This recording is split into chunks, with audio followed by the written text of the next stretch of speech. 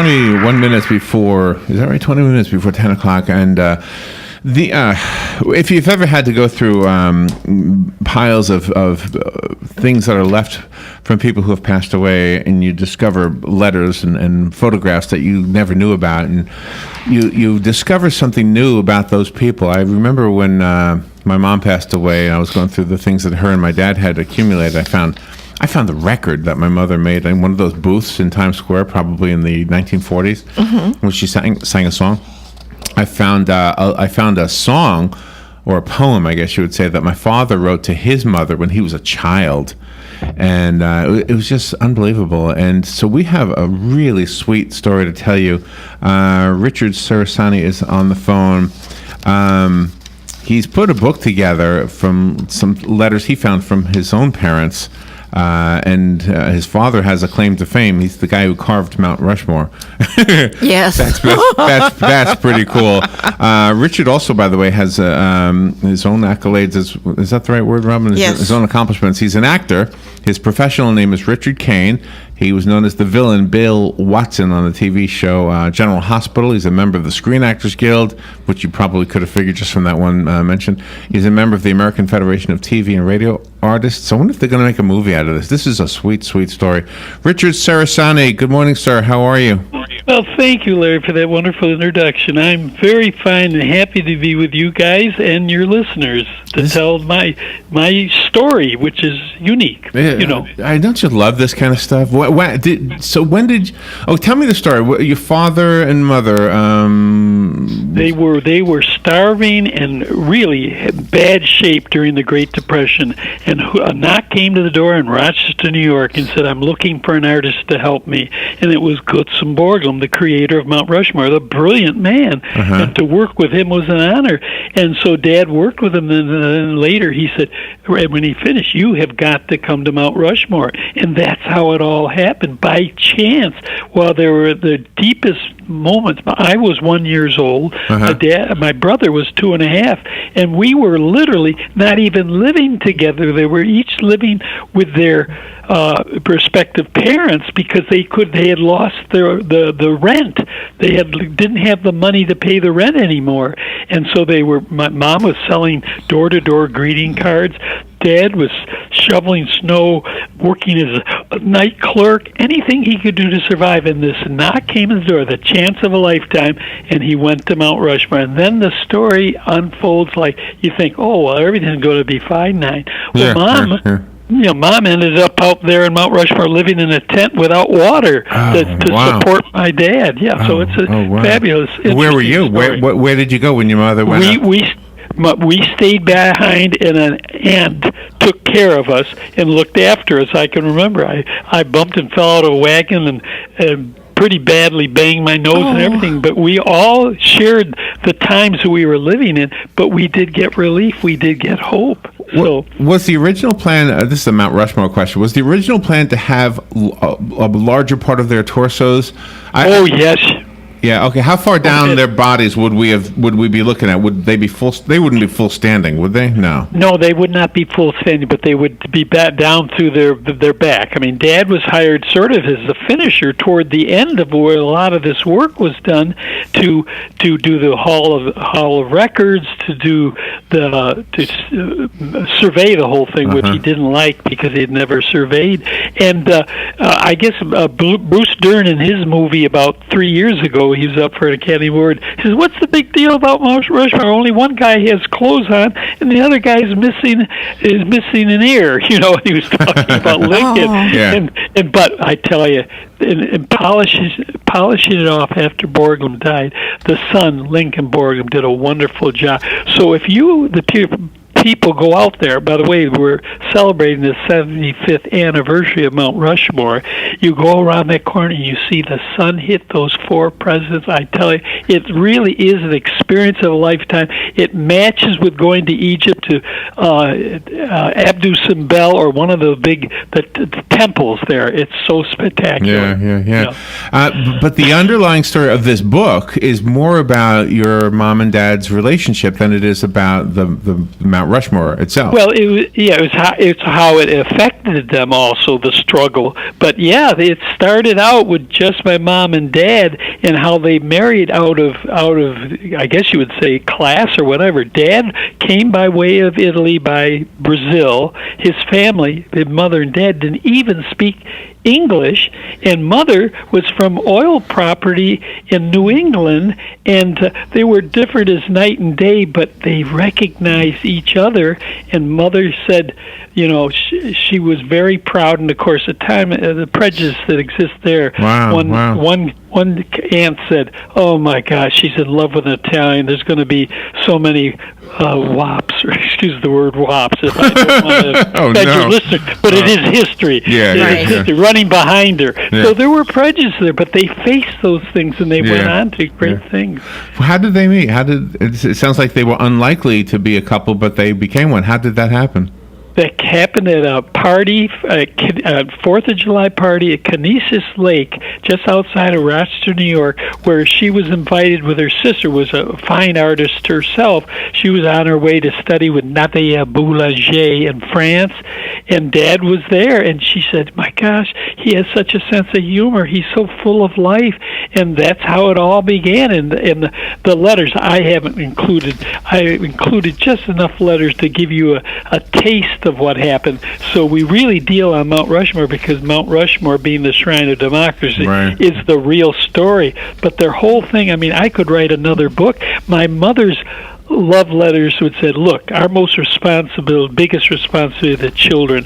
I'm not going to do what is expected of me. I'm not going to can vegetables and tomatoes, etc. I'm going to take them to the beach. It's a hot day. They should go to the lake." So the author the publisher even put a picture of me and my brother at 1 and 2.5 in our bathing suit at the beach, and it really is funny to see what I was and what I am now.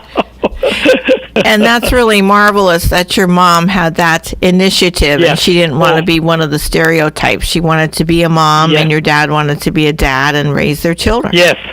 Yeah, that's very good observation, because, even at 70, when I would go out to California for the movies, she was out there roller skating. People would say, "Go, Granny, go." Well, at 70, she went to Thailand, southern Thailand, to teach, and at 80, she went to Poland to teach, and she didn't finish. She got sick there. But they lived useful lives. They didn't sit around and talk about what had done or how good old times and everything. They just lived, and lived their lives usefully helping people. And if I hadn't found that trunk, wouldn't be talking. I want to hear that story too. I'm looking at the pictures. You look like your dad, don't you? You look like you look like your father. Yeah. Well, some people say, I always thought he was better looking. He's certainly a great writer. He's so full of poetry that would make a woman proud to be communicating with him. Instead of doing like in the Faust Connection, which is one chapter,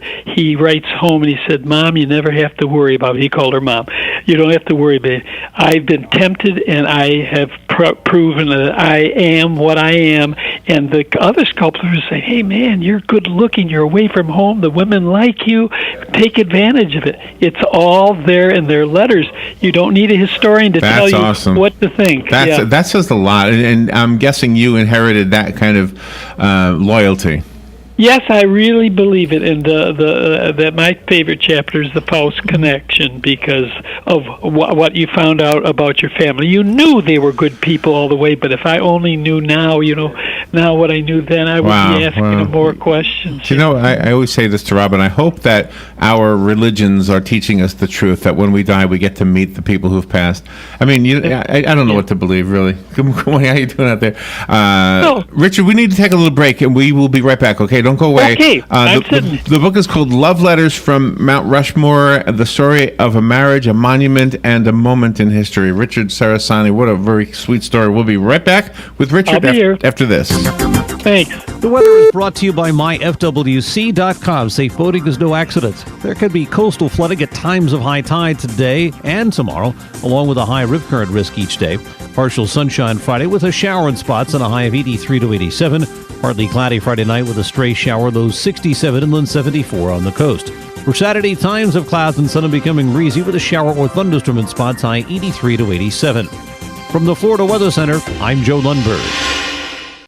Ocala presents the 50th annual Ocala Arts Festival, and this year's event hosts 170 artists from around the country. Fine Arts for Ocala has brought art to our community with the Ocala Arts Festival for 50 years, and this year is sure to please. The festival includes free admission, free parking, free children's art projects, and free live entertainment. But it's only one weekend, so make plans now to attend the Fine Arts for Ocala's 50th anniversary, October 22nd and 23rd. For more info, visit fafo.org. Here's what you may have missed on the John Tesh Radio Show. Workplace romances are more likely to end in marriage than relationships that start in any other way, even meeting through friends. People trying to lose weight don't have to ban pasta from their diets. The real problem is that people use pasta as, quote, a vehicle for overly salty, fatty sauces. Ladies, if you're trying to make a good impression on a man, listen up. Don't worry about small flaws in your appearance. He won't notice.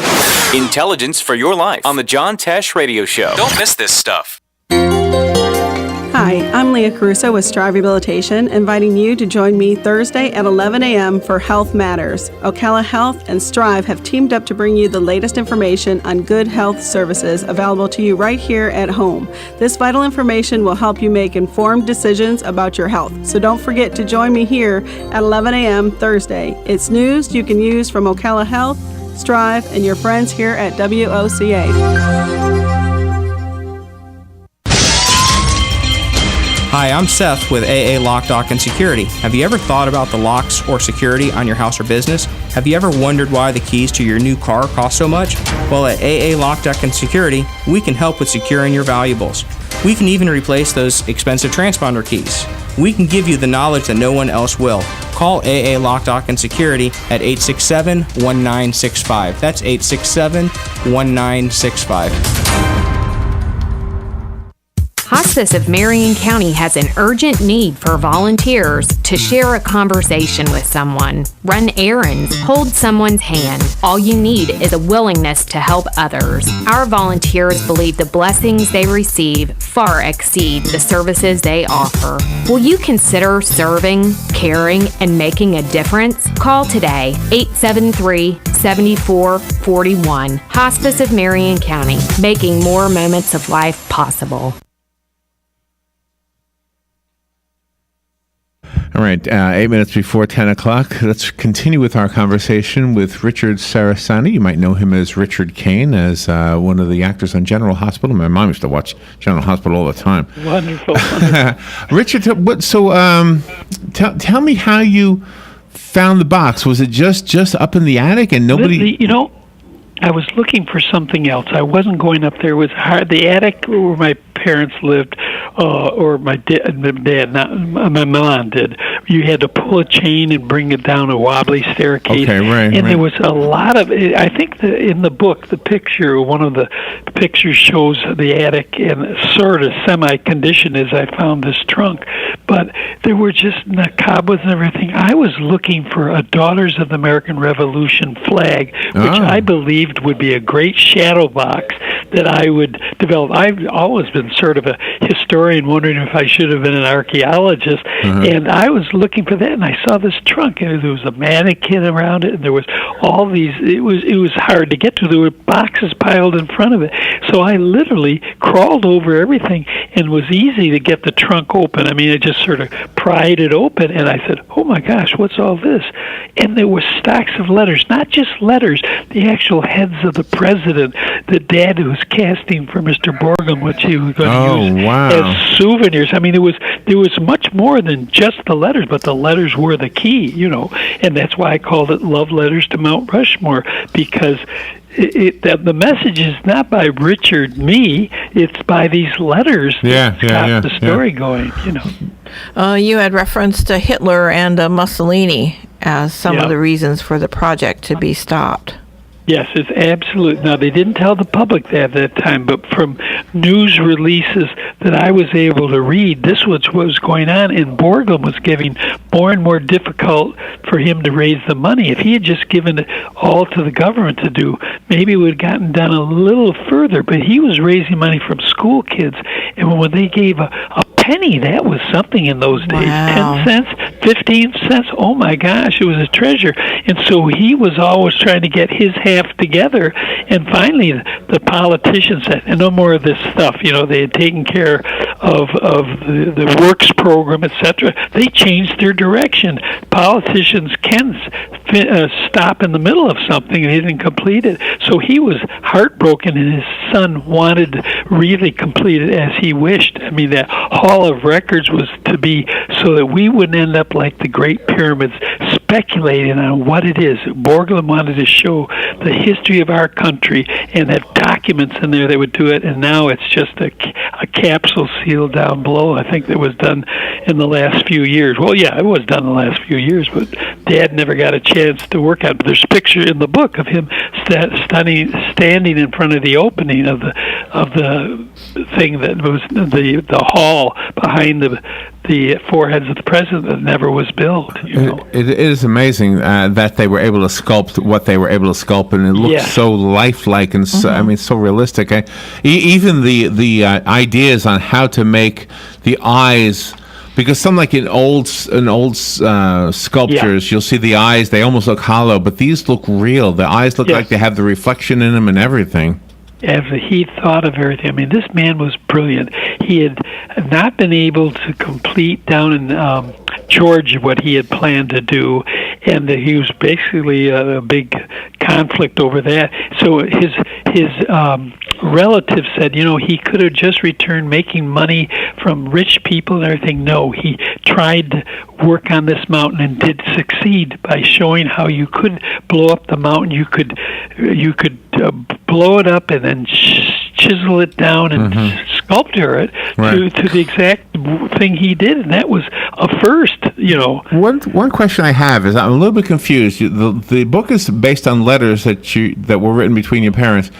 But you said at one time your mom was in a tent at Mount Rushmore, so I'm guessing during that period of time there were no letters exchanged. Obviously, there were. I couldn't understand why, and then I realized that's when she was out there. She literally surprised him and ended up there, and he was sort of shocked. He didn't say, "Oh, good, I'm glad to see you, honey." He had been sending all his paycheck, his money home, and there she was, and he had just sent a check off, I believe. And then, but she went door to door, if you can say door to door, tent to tent, or whatever you did, to find out if Dad could earn enough money to bring the kids out there to live with them, because she honestly believed parents were a necessary thing, and the kids needed their dad to develop correctly. Sure. You had good parents. I mean, your upbringing obviously it made you who you are, and it sounds like you inherited that same stuff. One of the chapters in the book talks about it could have been a tragic accident. Tell me about the accident chapter. And I'll tell you the story behind it. Why Dad didn't go up the mountain that day, because he lived in a family that was very superstitious. Dad, a cook, the most important. One time, the mother said, "Do not go to school today. This is high school. I don't have a good feeling about it." And they just thought, she's just worrying over nothing. He went and he lost 2 of his fingers in the shop, the machine shop, in school. And before that, they had lost a daughter because she'd said, "Oh, I would love that. I would love that dress for my funeral." And they said, "What are you talking about? You're not going to need a dress for a funeral." And a week later, the little girl, his sister, passed away. Wow. So he was very honestly superstition with good cause, because he had these things happen. He said he had a premonition beforehand there was going to be trouble. He did not go up the mountain that day in the carriage. Wow. The lift. So did you inherit that? Did you inherit the psychic ability? No, unfortunately, I didn't. I just sort of plow ahead and take what comes and say how I deal with it is the important thing. But he was very justified. Really, the book is beautiful. For those who can't see the book, let me describe it. It's a hardcover book. It's chock full of photographs, and the letters are the important parts. It's just so touching, but it really kind of tells you a story deeper than what you ever knew about Mount Rushmore. And I have a copy, and I would like to give it away. So call me if you want the copy that was sent to me, and the rest of us have to go buy it, including myself. Richard, do you have a website? Well, no. Well, I have, I guess whatever they put together for me is a website. Because if you Google the book title, Love Letters from Mount Rushmore, or Love Letters, or Mount Rushmore, but you can get the book on Amazon.com, and you order it from Barnes & Noble's already, but the Amazon.com ships very quickly if people are anxious to get the book themselves. But if they go on my, I guess it's called a website, www.richardkane.com. Mount Rushmore, whatever, they can see the pictures, some pictures free. Rich, we're up against the clock. Thank you so much. What a great interview. We will be right back. This is WOCA Ocala. News Radio. I'm Lillian Wu. Donald Trump blaming sagging poll numbers on the media and the Clinton campaign. Hillary Clinton telling supporters yesterday, I don't care if he goes after me. I signed on for this, but I will defend and stand up for every other person or every other group that he demeans and insults. Clinton continues to fundraise today. She's in Seattle, and the musical duo Macklemore and Ryan Lewis are featured speakers. Trump fundraises as well, but he also will hold a couple public rallies in North Carolina. Blake Berman with the Fox Business Network. A former Houston 911 operator charged, accused of hanging up on thousands of calls like this one from a security guard. What I thought at the time, I just thought my phone had dropped the call. In another incident, officials say that she hung up on a caller reporting a robbery at a convenience store. The man phoned back and got a different person, but by the time